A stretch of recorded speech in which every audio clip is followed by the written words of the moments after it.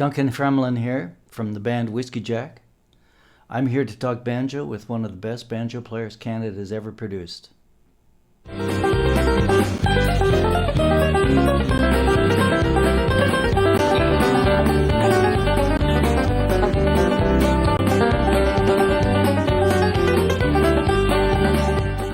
His name's LeRoy Anderson. Wait for it.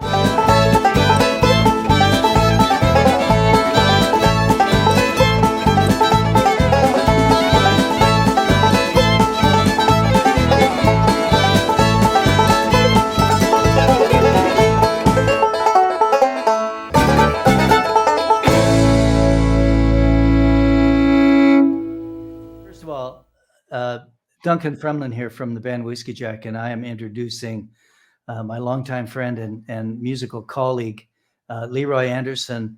Good to see you again, LeRoy. It's been a long time. It's been many years. It's been many years. I have been wondering and curious about LeRoy Anderson, the banjo player, for a very long time. So I will warn you that this is all banjo. This Wonderful. is all banjo. I will say, however, that you are one half of the, let me get this, International Country Music Hall of Fame recipients. Yes. Donna and LeRoy, is that correct? Yes, the CCMA and the International were members Hall of Fames of each one of them. So that and a couple 25 cents get you a cup of coffee, but we're pretty proud of it. No, don't be humble. That is an amazing achievement. I salute you for it. Well deserved for sure. It's nice to be here. I'm glad you have this show. This is a wonderful thing. I didn't know you had it till not too long ago. So well, the thing is, when I've searched for information about Maurice Boyer and Dennis LePage at one point, some of the classic traditional, some of the best banjo players this country's ever produced. There's very little information on them. The Maritimes has a whole list of amazing banjo players. I haven't even got to them yet, but I hope to today. And but you were at the top of my list because, well, first of all, as I said to Larry Good and Dennis LePage when I spoke to them, there's probably not a banjo player in the country that has as high a profile as you, not just nationally but internationally, given your TV appearances and everything. And you were how many years on the Tommy Hunter show? It's hard to believe, but we were 17 years. That was your stage, man. You belonged there. Well, Tommy gave us an opportunity. He called us up one spring, said, I'm going to be making some changes on the show, and I'd like you and Donna to come and be a husband and wife singing duo. And I know you play the banjo too, and he loves bluegrass. So thanks to Tommy, and that's how it started. First of all, such a smooth style, such a didn't matter what the setting was, whether it was the concert section where you had to hold the banjo up here and play under that mic at 1,000,000 miles an hour, or whether it was speed, me and Al Cherny.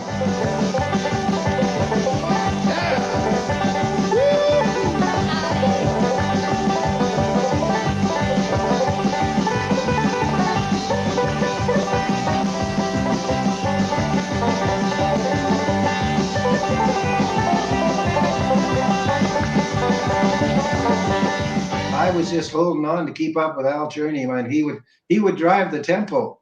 He wouldn't let you slow down. Hey, can you tell me what influence playing with Al every week must have had on your playing? A huge influence, like as to push the music, push the song along. Don't speed up, but get the feeling that you could speed up, but you don't, and keep racing along. I mean, he was a master at that. And so I would have to sit at home and play hour after hour. Now, am I going to be able to play as fast as Al can play? If I keep practicing, maybe I can get up there. What is LeRoy Anderson's approach to building speed? Well, I used to, I would learn the song and play it at different tempos. And I'd play it slower first, not real slow. And then I'd just put the metronome on, or I'd have a little drum track and just try to play at different tempos and to push the thing along, and then just try to relax your hands as you're doing it. But it's hard to relax when you're, So I guess that's what I used to do. And speed is overrated to me. I mean, a banjo sounds better at a medium tempo, not so quick you can't hear the notes, because you can't hear the beautiful sound of the banjo, Duncan. That's Tell me about the relaxation part of it, because I don't know if there's any banjo player out there that doesn't have to work through this at some point in time. But how important is that? And tell everybody why that's important. It's important because when you're tensed up too much, I used to look for, and I got this from Earl Scruggs.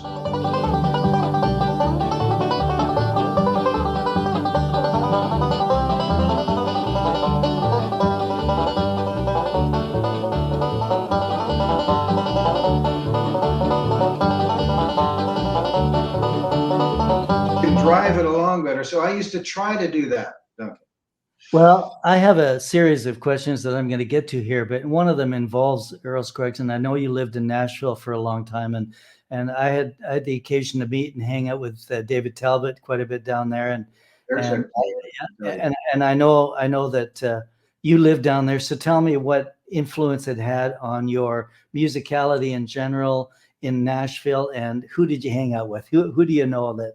Did you play the Station Inn and all those great places? Yeah, I did. And I met a guy by the name of Jerry Salley, who's actually a songwriter. And we wrote several songs together. And one actually got recorded by Doyle Lawson and Quicksilver, Treasure in Heaven.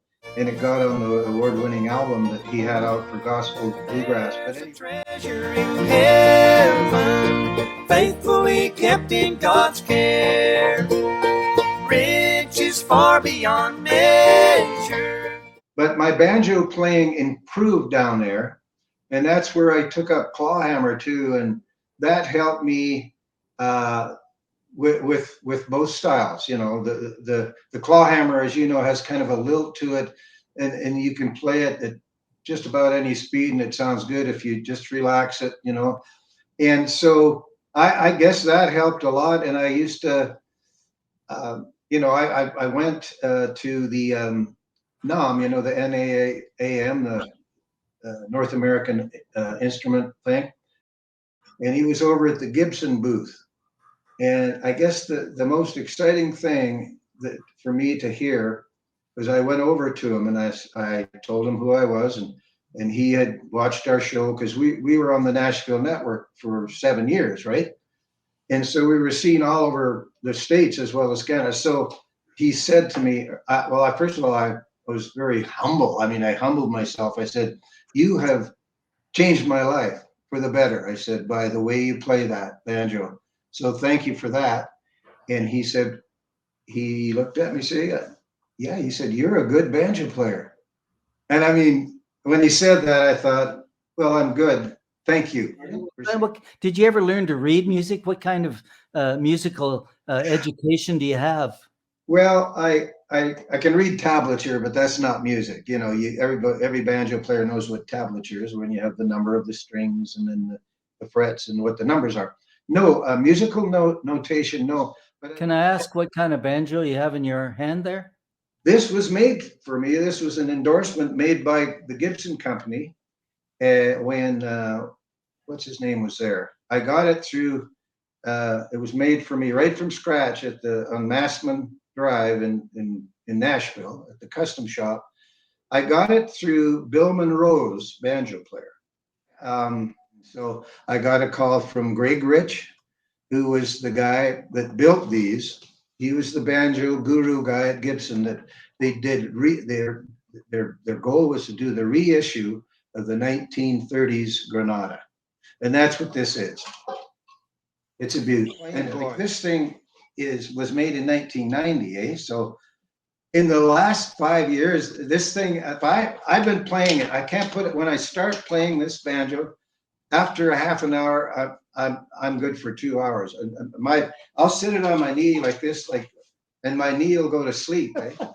So tell me, I know that you listened to Earl on the radio and those days, but subsequent to that, there have been, now we're talking a generation, John Hickman, Al Munday, Butch Robbins. Is there Butch Robbins is the guy. Butch Robbins, one of my favorites. Sorry, he's the guy that helped me get the banjo deal. Yeah, I emailed him. I emailed him, LeRoy, about 3 months ago because he's pretty active on social media. He posts, songs, and I mean, he was, those original albums that he did, Figments of My Imagination and Fifth Child, and those are just, they were so influential. I emailed him and I said, Butch, when I'm in trouble in the middle of a song and I'm in front of an audience, I'm in trouble. I forget where I am or something. I have go-to licks that save my ass. And I said, nine times out of 10, they're Butch Robbins licks that save me from complete humiliation. So, one of my biggest influences, Ron Block, lately, like in the last 10 years, say. You remember Gene Bredisher? No. Oh my gosh.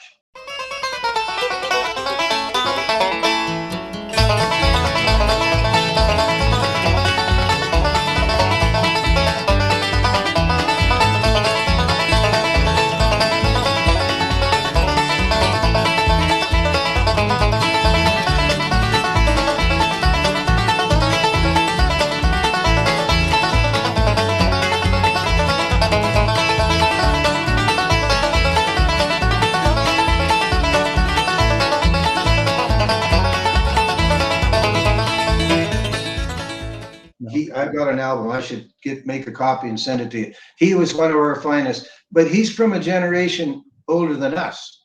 So I would say that he's a great pioneer of the bluegrass banjo, is Gene Bredisher. I wanted to ask you too, because you're kind of a unique banjo player in the sense that you're surrounded, your community, really your professional community, is the country music community. It's not the bluegrass community.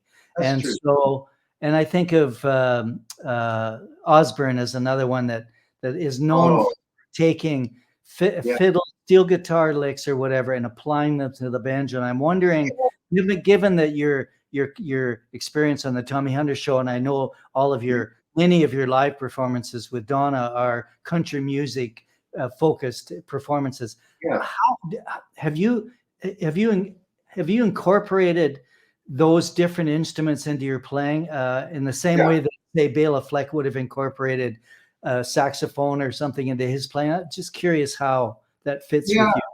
Yeah, I do. I just hear them and I feel them because it's part of the country music sound, is the way Pig Robbins, the great piano player from Nashville, who played on half the records in most of the records, country records you heard coming out in the 70s and late 60s and 80s. He's the guy that played Behind Closed Doors, that intro. Pig Robbins, a blind guy. Right. Well, he played, his playing influenced me, and the Floyd Kramer before him, who taught,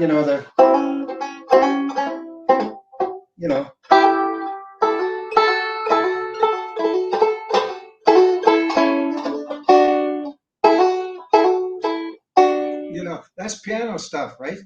Yep. That's a Floyd Kramer lick or a Pig Robbins lick. But for a banjo player to play behind different time signatures rather than the traditional boom chicka, that requires a certain amount of creativity and adjustment for most bluegrass banjo players. So anyway, I just wanted to chat about that because that's not something that many banjo players are famous for. Do you set up your own banjo, LeRoy? I have a guy by the name of Andy Todd, Todd. Is there a Canadian banjo style or sound, LeRoy? I don't know. I think we're lucky as Canadians because we have all these down east Celtic kind of sounds too, that they do have it in the States, but more so in Canada. And we get a lot of lonesome of the sawmill tuning style, the Celtic sound. I think that comes into some of our playings, even Vic Mullen on the Don Messer show. But that whole music scene, it comes from the deep roots of the Celtic thing. Yeah. So I think that's a big influence on Canadian players. Yeah. So here's another crazy banjo question that only banjo players are interested. What kind of bridge are you using? Well, on this banjo, I've got a Curtis McPeak you know, the banjo guru from outside of Nashville. I used to go and visit him, and He told me, Leroy, I went to see him when I bought a Frank Neat banjo. Yeah. He said, oh, Leroy, he comes to my house. Yeah. He was the neatest old guy. He had the white hair and the spittoon, Leroy, the spittoon. Yes, they all, like most of the old guys and a lot of the young guys do it all the time. So he had his line of bridges, and it's a high bridge, but it's not exceptionally high. It's like a regular high bridge. I said, should I change the tone ring or anything? No, don't change it. He said, I think it's a Coolidge. I know that's to banjo players. No, go ahead. What's on the other banjo? On this old timer, 90-year-old guy, I've got a Sonny Osborne bridge. When Sonny did our TV show, as the Osborne brothers did, I got a chat to talk with Sonny. I don't know if when you guys were there, maybe so, Whiskey Jack. But anyway, I sit with him, and he's so nice. I'm talk banjos, and I said, what kind of bridge do you use? I said, I know you like a high action to get the volume and depth out of your banjo. He says, yeah, I do. But I said, I use a really high bridge, and they're made by Snuffy Jenkins or Snuffy Smith? No, Stuffy Jenkins. Yeah, one of those two. And he said, that's the bridges I use. And I don't know what kind of wood it is. I think it's just maple, but it doesn't have, it looks a little different than maple, but it's a light blonde bridge with an ebony top, but way higher. Do you really dig in, or are you a light player, do you think? I do both. When you learn to when you get to be a better player, you learn how to play softer and then medium and then really dig in. Curtis Peake told me, he said, and this is out of his mouth, he said, you can pull tone out of a banjo. You know what, Duncan, I think you know what that is? Having really cheap, crummy banjos when we were younger, we had to dig in to get any sound at all out of them. Right? For me. Yeah. And also, like in your situation, you know, when you play live, I'm guessing that you play a lot with drums and perhaps with electric instruments. And so we all know that we get buried in the mix quite often. And I talked to Larry Good about this, Leroy, and he stood in front of the electric guitar player for most of his career. And yet, Leroy, announced here, he did not use a pickup. And I know that when I saw your weird rag performance on YouTube, you had a pickup that sounded fantastic. What did you use? Well, it Shub, you know, they made the compensated bridges, and then they came out with a better fifth string capo that was a little bit better made, and it sounds I'd say 80%. And I used it on my RB 250 that I played on the show for 25 years. And if you EQ it a little bit, not that you have to, but it sounds good right out of it's mounted inside. And then there was I think there was a wire going up on. For sure. I was always amazed at how the, given that they only gave us those lapel mics when we did our segment. Yeah. And maybe there were 3 of them between the 4 of us. I don't know, but I was amazed at how good they got that to sound 9 times out of 10. It was really. Your banjo always sounded really, really good. So as a frailing banjo player or clawhammer or whatever you call it, do you like to, I know you're a great singer. We haven't even talked about your singing or your country songs that you've written, but do you love to just play banjo and sing by yourself? Do you ever sit in a room and just sing to the banjo, like Pete Seeger style, or do you ever do that? Yeah, a little bit, not as much as I should, because when you do that, you're doing yourself a big service, and also like playing with other musicians is good, not just by yourself. As you know, that's the thing. So the story I heard in Nashville was somebody went in the garage and they saw these big, like movies, you know, in the metal cases, and inside was almost the entire series of the black and white TV show Gold, Martha White, the Flattened Scruggs. And to me, that I play them and I said, that's one of the reasons bluegrass it's an art form. they're all thinking about the music, not how fast they can play or how loud they can play. They're thinking about the song and the singer. And my good wife, Donna, sweetheart, married 50 years, her mother used to say, and her mother was like, she could have wrote a book about country music. She'd say, listen to the singer. You get out of his way, but when you're fill in the quiet spots, but and give a solid rhythm. But then when you take a break, come right up. But then go right back. Don't play loud and fast and all the licks you know while the singer's singing. And that's why I think Flatt and Scruggs were. They created an art form. Even Bill Monroe before that, you know. Listen, man, I'm gonna bid good night. But again, thank you very much. Thank you. We will do this. Great thing you're doing. Thank you.